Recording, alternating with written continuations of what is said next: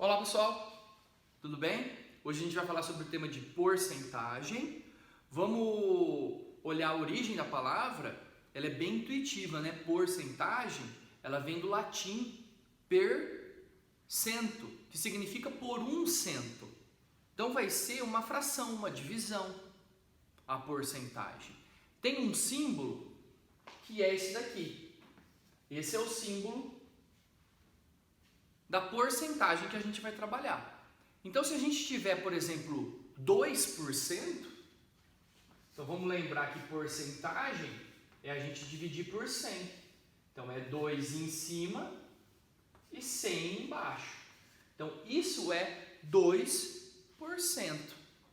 Se nós tivermos 50%, 50 e o símbolo. Então, é 50 dividido por 100. Em muitos lugares, no nosso dia a dia, no nosso cotidiano, no nosso vestibular, eles querem pedir, por exemplo, quanto que vale 20% de uma certa quantidade. Por exemplo, quando tiver a palavra de, 20% de 500. O D, aqui no nosso caso, pessoal, o D no nosso caso é vezes. Então a gente vai fazer a conta. 20%, o D é uma multiplicação. Então 20% de 500. Então a gente pode traduzir o D como uma operação de vezes. Então a gente tem 20%, transforma na fração para facilitar, vezes o nosso 500. A gente consegue simplificar 2 zeros embaixo com 2 zeros em cima. 20 vezes 5, a gente chega em 100. Então, essa é uma dica bacana. Outra coisa que a gente tem que representar, a porcentagem, ela pode ser gerada a partir de uma fração, porque porcentagem é uma fração e fração é uma razão. Então, por exemplo, a gente tem uma barra de chocolate. Se a gente tiver uma barra de chocolate e dividir essa barra em 5 partes, então, 1, 2, 3, 4, 5. Vamos supor que a gente distribua 2 partes das 5 que existem. Então a gente tem uma distribuição de 2 partes de 5. Qual será a porcentagem que foi distribuída desse chocolate? 2 partes de 5 a gente pode transformar numa fração de denominador 100. Como? Multiplicando por 20 em cima e por 20 embaixo.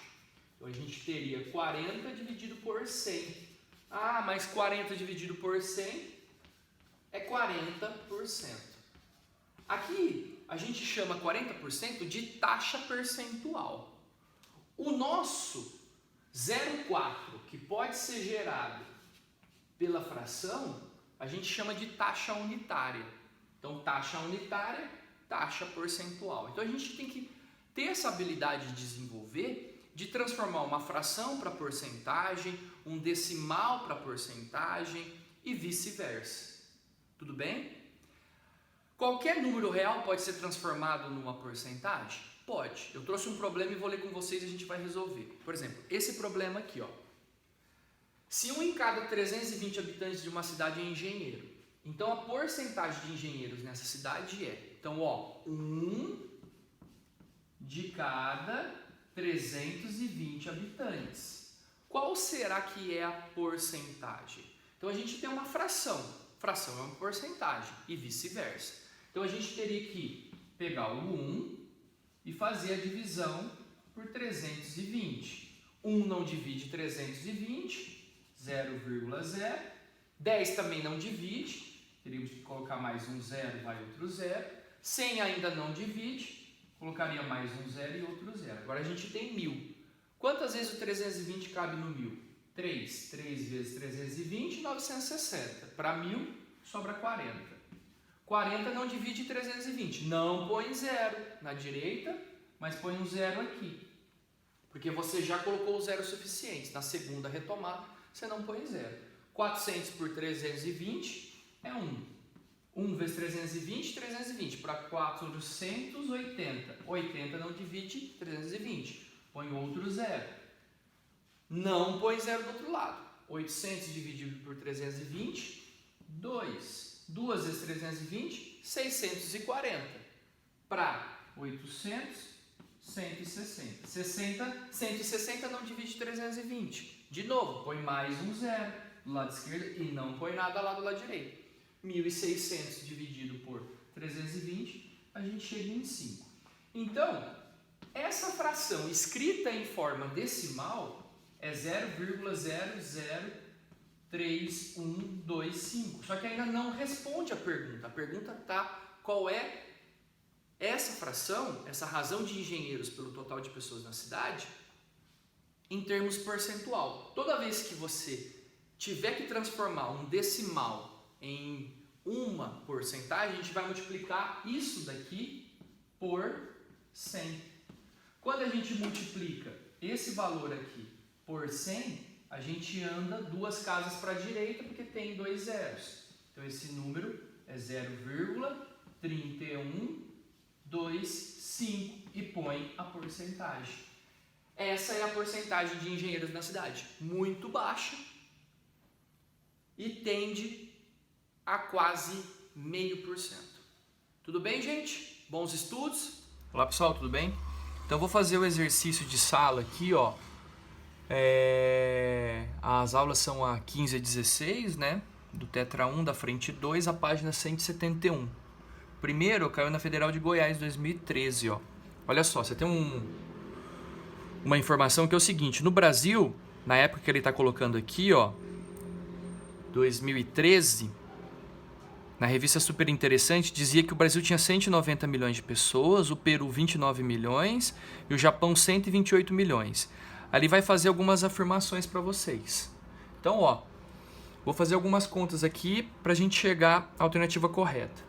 Então, ele fala assim, ó, sabem ler e escrever no Brasil é maior que no Japão? Então, a gente precisa saber quantas pessoas sabem ler. Quantas pessoas sabem ler e escrever? 91%. Então, a gente tem que calcular 91% de 190 milhões. Ó, 190 mil, 190 milhões. 91% é 91 sobre 100, vezes 190 milhões. 190 mil, 190 milhões. Se a gente fizer essa conta, turminha, vai no rascunho e faz... ela equivale a 172 milhões e 900 mil pessoas. Então, 172 milhões e 900 mil pessoas sabem ler e escrever no Brasil. Será que isso aí é maior que no Japão e no Peru? Você vai perceber que é. É só a gente fazer 93%, só para confirmar, ó, 93% de 29 milhões. A gente faz essa conta aqui, cancela os zeros, um zero em cima, um zero embaixo, outro zero, faz 93 vezes esse número gigante, a gente chega em 26 milhões 970 mil, ok, já é maior, então aqui tudo bem. Aí a gente faz no Japão para tirar dúvida, o Japão é 99% de 128 milhões. Novamente, cancela os zeros, faz a conta de 99 vezes esse número gigante aqui. A gente vai ter 126 milhões e 720 mil. Então, isso aqui está na alternativa A. Tudo bem? Agora vamos para o problema 2, tá? Um problema que caiu no Enem.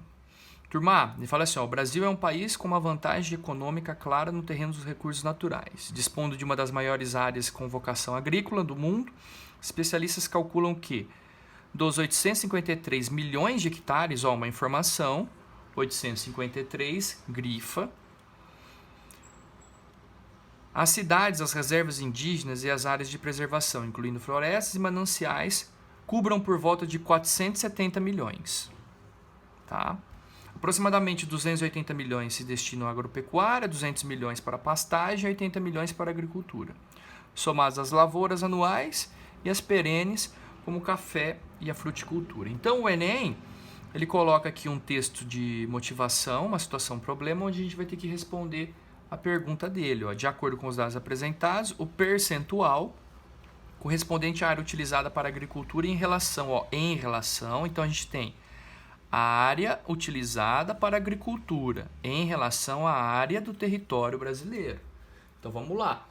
A gente não necessariamente vai utilizar todas as informações do Enem. O Enem tem essa característica, ele usa uma característica que chama distratores. São elementos do texto, do enunciado aqui, que foge à pergunta original, a pergunta relevante. Então ele vai te passar mais números, muitas vezes, que você não tem a necessidade de escolher esses números para você calcular a sua resposta. Então do texto, o que a gente tira? A gente tira duas medidas necessárias. Primeiro, a área utilizada para a agricultura é 80 milhões de hectares. Então a gente tem que a área utilizada para a agricultura é de 80 milhões de hectares.